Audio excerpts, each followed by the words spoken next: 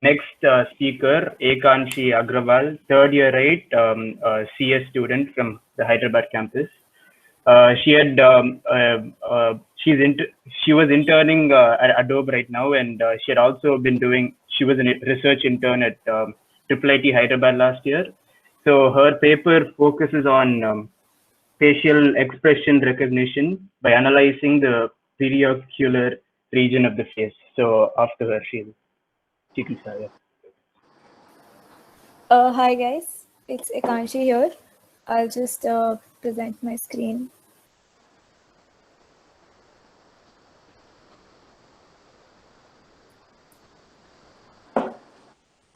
Is it visible?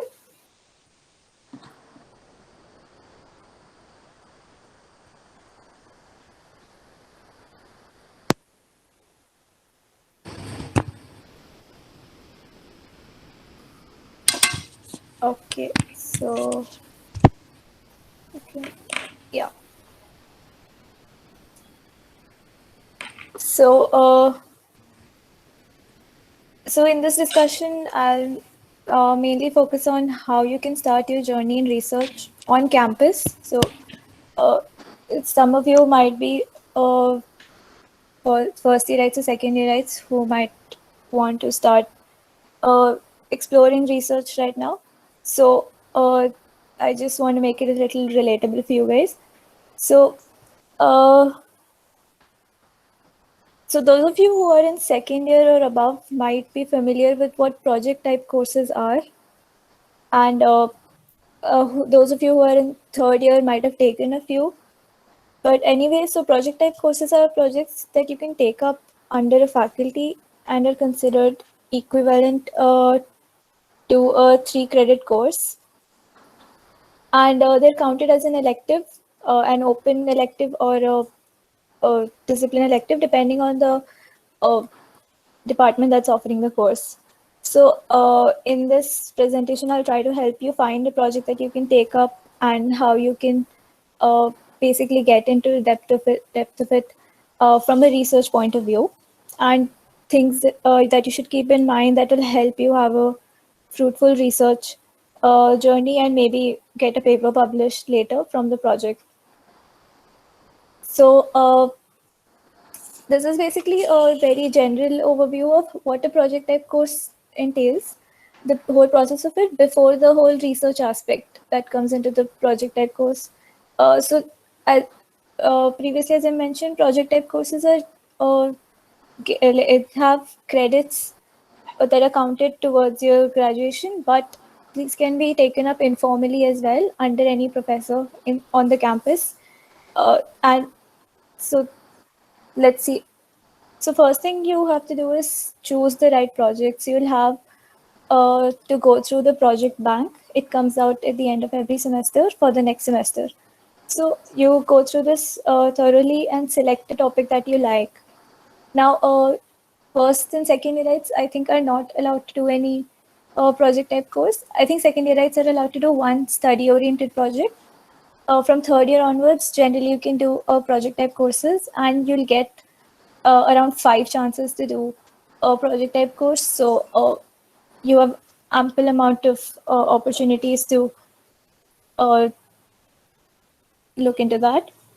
So try finding. So once you've chosen a topic of that you like to base your research on, you'll have to. You should more like you should try to speak to your seniors and find out that the faculty who is offering that project, what they look for in a student when they're selecting the student for a project. So you'll get an idea of what you need to know beforehand, and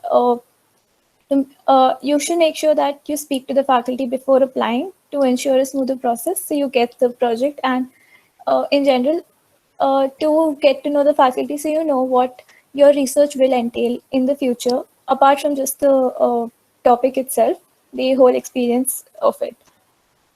So once you have selected a project, the first thing you'll have to do is you'll have to speak to your mentor or your faculty uh, on a very regular basis to come up with a formal problem statement. Now, as Somesh also pointed out, that a literature survey is a very important part of your research. and that is what you will use to give direction to your project. So this literature, you will have to keep discussing your literature survey with your professor so that you can come up with a formal problem statement that has not been looked into before. And yes, that your professor will definitely help you out with that. Or you can, if you have any other student working with you on the project, then you can consult them as well. Next, once you're done with coming up with a problem statement, so this problem statement does not need to be very rigid. Sometimes it can change with your experiments, but it shouldn't completely change. That would be quite a painful task because you'll have to start your research all over again. So once you're done with your formal problem statement, you can go ahead and model your solutions, your experiments, and start observing results and analyzing results. You'll have to you'll have to do several iterations of your solution model so that you can keep improving your results.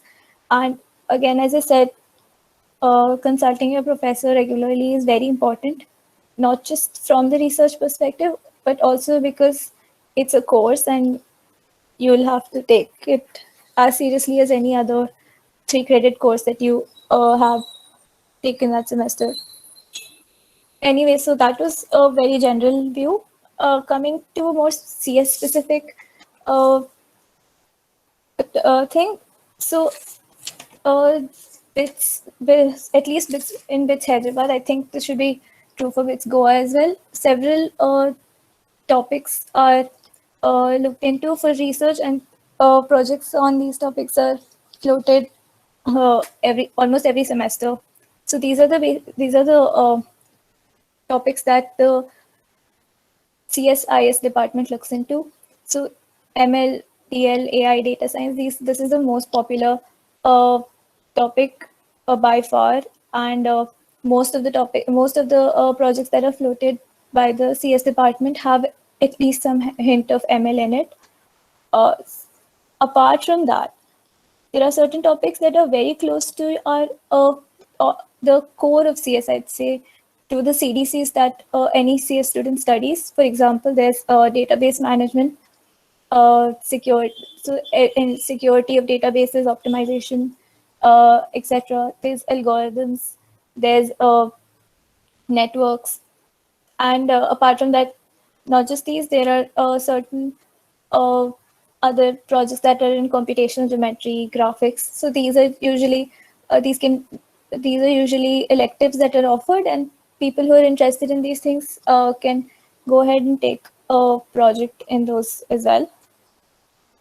Apart from just CS, any CS student can usually find interesting projects in other departments as well, such as EEE. There's image and video processing. It's used very widely in projects that use ML. There's math-based projects. There's a lot of math involved in ML. There's stochastic processes and modeling. Certain finance projects also have a lot of computing involved. So do biology and physics projects, quantum computing, etc.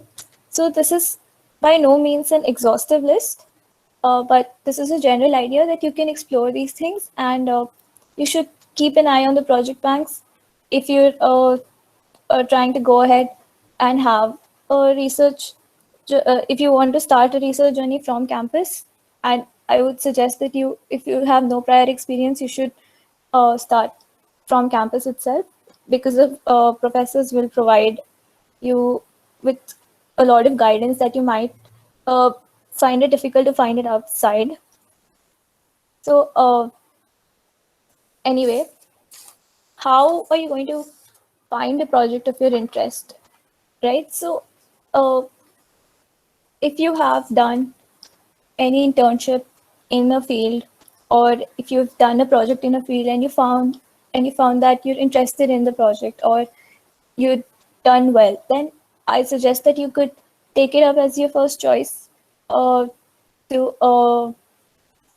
explore further, or if you have a natural interest in something but you haven't explored it yet, then a project type course or any informal project under any professor on campus would be a great way to start. If you've done a course on it and you found it interesting, but you did not try anything hands-on, then you can again uh, choose a project that's related to that uh, topic on which you've done the course. And of course, you need to be willing to scale the learning curve.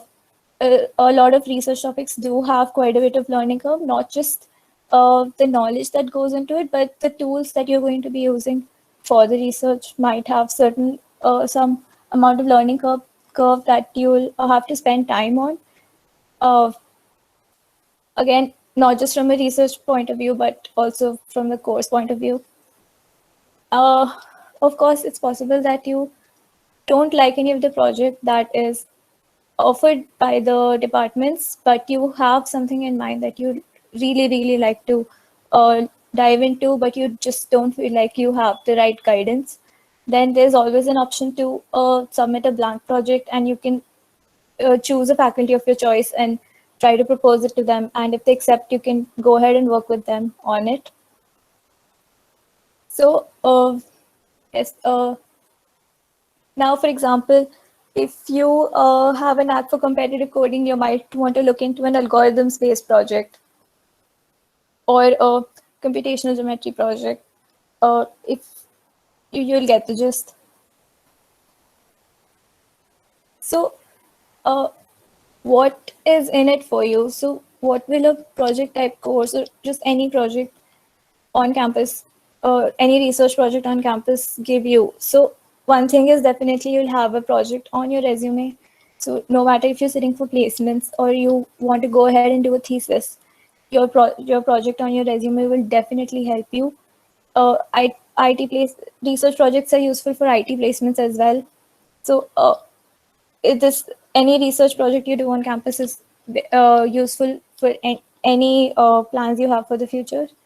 You might get a letter of recommendation based on your rapport with the faculty, uh, which could be used for securing grants or thesis applications or scholarships, and quite possibly a CGPA boost. That's very true, actually. Project type courses have very easy grading, and apart from all the other advantages that they provide, uh, so you don't have any midsem or compre, and you just have to uh, present your results regularly or in a midsem report and a final report. So doing it well will easily fetch you a 10. And of course, research publication, that's quite the biggest advantage, I'd say. So, Somesh has covered quite a lot of this, but I will try to focus on how you can get your project to the paper, how the project that you've done on campus. So once your project has an outcome, once you're satisfied with the results of your paper, uh, you are going to have to start writing your research paper if your professor thinks it is satisfactory as well, and if your professor is willing to help you publish the paper. So your basic outline will be just like your final project report. So you'll, I think Somesh also pointed out that all this needs to be included: an abstract, introduction, literature survey, then all your experiments. Results and analysis is very important. You cannot just state your results and say, okay, this was my result. You'll have to definitely show some analysis, some comparison with uh, some other research done in a similar field, and why yours is better or worse. Even if your result is worse than some other research that is done in the field, it's still research, it's still a result, and it is still worthy to be put out on a paper, because anyone referring to your paper will get some knowledge out of it that they shouldn't, whether they should or should not head down the path that you took. And references, of course. So a research paper has a sophisticated language. You cannot use any informal language, or you cannot write it like a English essay. So you could use online tools to help with the language of the paper, and it's not necessary to make it very heavy, use very heavy words in the paper, but try to use visual data to your advantage. Try to have diagrams and bar graphs and charts as such, and have a good amount of labeling for diagrams, tables, algorithms. So, any algorithm related paper will generally have some pseudocode in it. So, you'll have to keep that in mind. You should include certain math equations as well if you've used any. Uh, and further, your faculty plays a major role in how your paper is written. So every professor has a different outlook on what a paper should look like, or the language of the paper might differ quite a bit. So the specifics you should go through with your uh, professor itself, and you will have to go through multiple iterations of the paper. You will write uh, very very different a very huge number of drafts sometimes. uh, like I probably wrote around 5 to 6 different drafts of the paper, after which we got to the final paper that we submitted. So all these iterations might have different language, or different structure, or anything like that. So that's very important that you uh, read over it multiple times. Not just you, your professor will be your first reviewer, and he or she plays the biggest role in the publishing of your paper. Now, it's very important that you try to get your paper checked for plagiarism. Even references are counted when they check for plagiarisms, and they usually have a very hard cap on how much plagiarism they tolerate. So your plagiarism cannot go above 10%, or sometimes even 5%. And lots of papers cite similar papers for references, because of which your references portion might have plagiarism with other papers, and that is the only thing that they will overlook. Other portions cannot have any amount of plagiarism. That will be a very bad mark on your paper. So this whole process of publishing the paper, Somesh has covered most of this, but I'll just uh, quickly skim through this as well. So uh, looking for conferences and journals, you should definitely look into it quite a bit, and uh, the level of conference that you want to go to should be decided beforehand. So if you want to network with fellow researchers, you might want a better conference, a higher ranking conference, but again, your paper might not get accepted there if it's your first time, or if you're not too confident about it. Then you could try, let's say, a lower level conference. There are multiple conferences happening every year. Like, you can always find a conference 2 to 3 months away from now. So keep looking into it. And of course, you'll have to format your paper according to the publisher. I think Somesh pointed this out as well.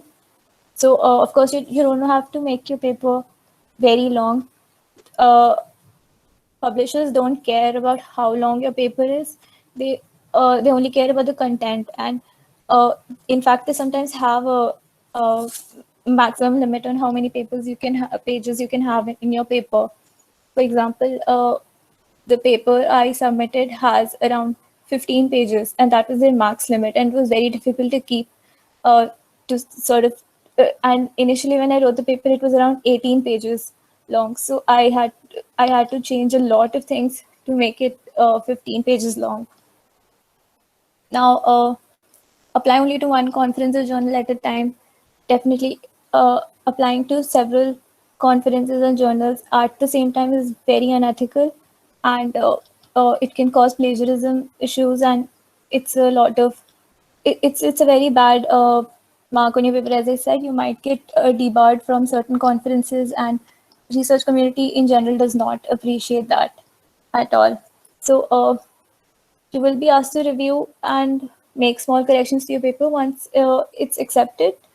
And after you have presented your paper at the conference, most of the times, you'll need to present it. Your paper will be published. So, if you have any questions about it, if anything I missed, I think I'll take questions now. Guys, you can now ask questions in the chat. Whoever, Somesh and Ekanshi, whoever wants to answer can answer.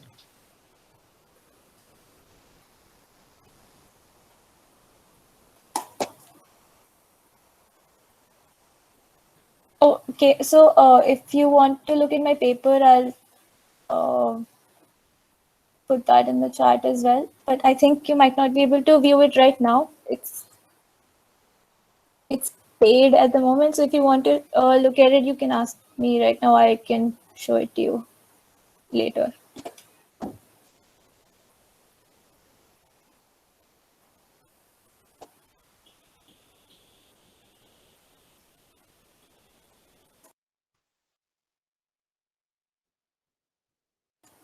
Okay, so Satwik is asking if you have an idea for a project but don't know the 100% methodology behind it, do you still apply or figure it out first? So, can you clear it out if you're talking about approaching a professor for this project, or do you mean somewhere outside? Approaching a professor isn't on campus. Okay, so on campus, I'd say you should still apply for it. As I said, you should speak to the professor before applying for it. So the professor will definitely give you the specifics of what they expect from you beforehand and what they expect from you during the project. In most cases, they do uh, mention certain prerequisites, but it's not generally enforced, and you can always promise the professor, for example, if you have a summer in the middle, then you can always promise the professor that you're going to study about it in the summer, and you can keep corresponding with the professor over the summer to discuss the project. So that would be quite helpful. Again, as I said, the professor will help you with it. It might not work sometimes, but there's absolutely no harm in going ahead and applying for it. I think for outside, Somesh might give you a better idea. Yeah, for even like outside, I think first you should clarify that what do you mean when you say that need to know the 100% methodology behind it, because this is a bit vague as how you are putting it. Uh, but yeah, even I think it is very common that when you will be applying for a project or having an idea for the project, you might not be knowing the 100% methodology behind it, and generally your professor or any of your mentor, even outside, will be helping for it. But you need to make sure that you are not just putting a vague idea behind there, you have the ample knowledge for it. And yeah, as far as I don't think there will be any faculty or mentor that will not be happy to help you out. And yeah, it's definitely okay to like not know the 100% functionality. Also, we had a question above. Considering there are so many experiments, don't you think it takes so much time? How long did it take? So it was still not a lot of experiments, and this may take an it is not decided what amount of time it will take. Generally, there are deadlines, so yeah, it needs to be in that. For our case, I think we registered on 5th September, and we completed it in December. So it took us 3 to 4 months for that, and that is because yeah, we did a lot. We did a lot of experiments in that, but still you will see approaches that try out way more than that, and it is very necessary to have a lot of experiments before you evaluate a hypothesis. So yeah, that will be like it. And as I mentioned it earlier in my presentation as well, patience is very important over here. Even after completing the work, it might take a lot of time to like publish a paper.